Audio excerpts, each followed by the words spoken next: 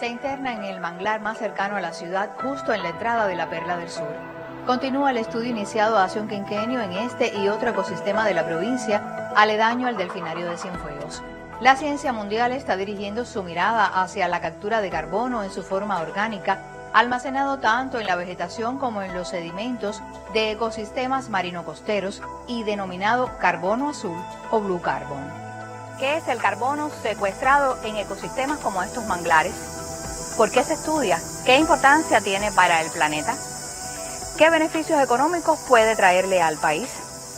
De todo esto se encarga desde 2019 el Centro de Estudios Ambientales de Cienfuegos. Los manglares y los ecosistemas de carbono azul brindan otros servicios y beneficios que son fundamentales para el bienestar humano y la biodiversidad global. Por tanto, su inclusión tanto en programas como estrategias y en proyectos gubernamentales es fundamental para mitigar los efectos del cambio climático que estamos sufriendo hoy en día. Desde el 2019, el Centro de Estudios Ambientales de Cienfuegos viene trabajando en el tema de los manglares y los bienes y servicios que este ecosistema brinda específicamente. Pero hace unos pocos años, 2 o 3 años atrás, este servicio cambió su enfoque y su nombre a soluciones basadas en la naturaleza para la mitigación de los efectos del cambio climático. Primero tienen que medir la existencia de carbono en el ecosistema. Esa existencia de carbono no es más que el carbono que se encuentra acumulado en los diferentes sumideros del ecosistema de carbono azul, o en este caso el ecosistema de manglar. Dígase la biomasa viva, la biomasa muerta, la biomasa subterránea y el suelo. Se suman todo el carbono y una vez calculado a partir de ecuaciones alométricas que se usan para ello, que no son más que modelos estadísticos que predicen la biomasa de un árbol a partir de características dendrométricas, dígase el diámetro a la altura del pecho, la altura del árbol, la densidad de la madera, entonces que son parámetros fáciles de medir y no son destructivos. Además, la parte del suelo se mide extrayendo cores de sedimento a 1 metro de profundidad que posteriormente se llevan al laboratorio de ensayos ambientales de nuestro centro para determinar la concentración de carbono orgánico. Con la sumatoria de esos valores podrá estimarse el carbono almacenado en un ecosistema, las posibles emisiones de carbono equivalente que se liberarían a la atmósfera si se destruyera ese bosque.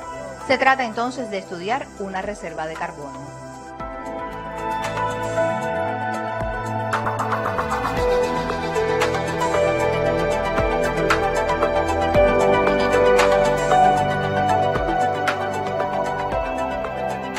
Puedes determinar carbono total, carbono orgánico o nitrógeno total. Después, el IRMS, acoplado junto con el analizador elemental, determinas entonces los isótopos de carbono 13 o nitrógeno 15.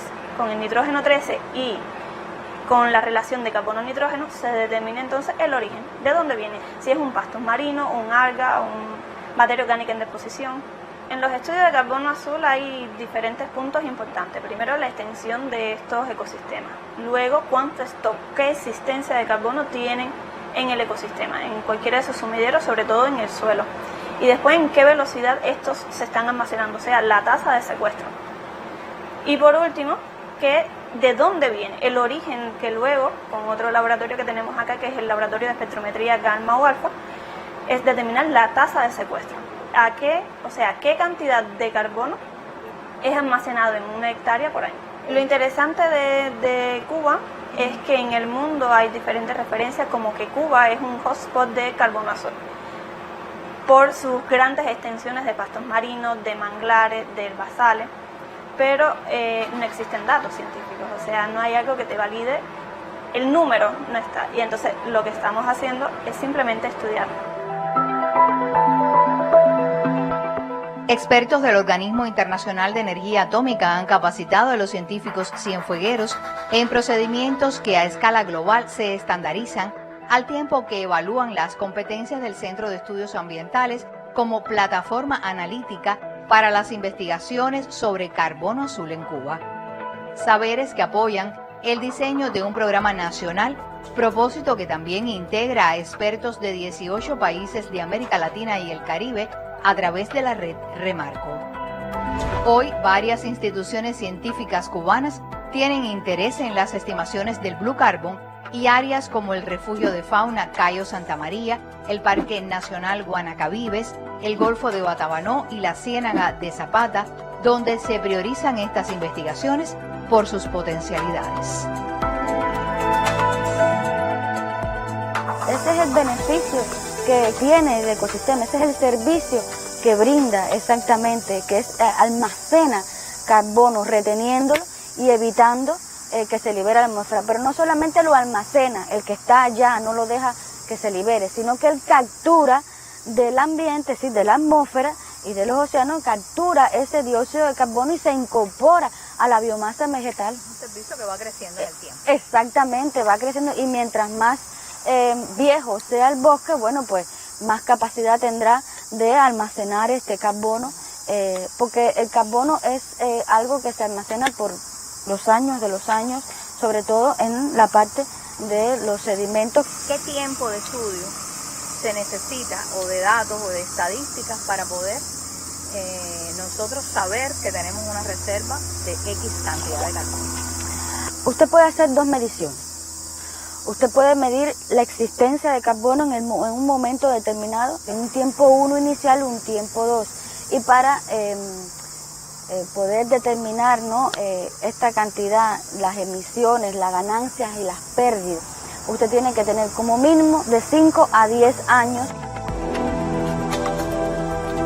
Tenemos que el ecosistema de manglar de esta área, que abarca aproximadamente 4.4 hectáreas, almacena como promedio de carbono 513 megagramos de carbono por hectárea en un metro. Como ecosistema de Blue Carbon, es decir, como el ecosistema en general, 27.000 megagramos de dióxido de carbono equivalente, que serían las que se estarían liberando a la atmósfera si se afecta el ecosistema por un mal manejo. Valor estimado en unos $2 millones según los mercados mundiales de carbono azul, con el fin de revertir ese valor en la conservación de ecosistemas como este.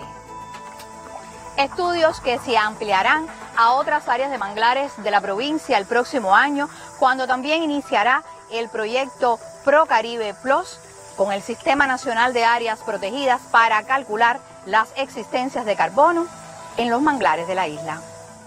Ismari Barcia, Canal Cubano de Noticias.